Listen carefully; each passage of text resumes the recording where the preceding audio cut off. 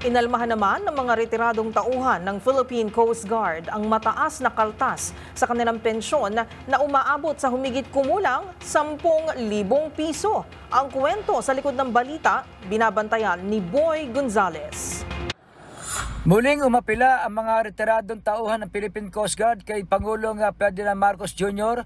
na solusyonan ng kanilang problema kaugnay sa malaking kaltas sa halaga ng pensyon na kanilang tinatanggap. Sumugod kaninang umaga ang mga retirees sa headquarters ng PCG para ibulalas ang kanilang hinaing na 7 taon na silang nagtitiis sa naturang kaltas sa kanilang monthly pension.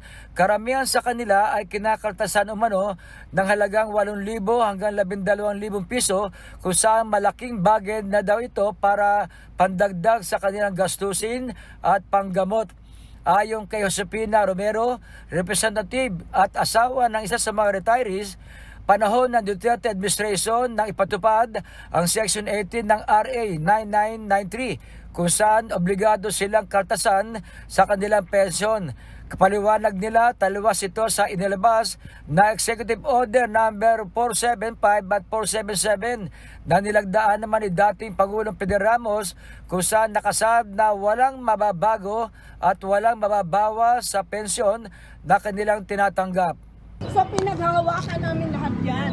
Umaasa kami dahil alam mo sir, Yes po ma'am. 7 taon na, 8 taon na silang binawasan. Hindi ba kayo naawa sa kanila? Magwawalang taon na ma'am. Magwawalang taon. Ngayon, ito pang masaklap para malaman ng lahat. Binawasan sila na walang proper dissemination or consultation. Yes ma'am. Hindi pinaalam. Pagdating nila sa ATM, bawas na ang pension. That's illegal. Para sa MBC TV Network News, ito si Boy Gonzales, una sa Pilipinas, una sa Pilipino.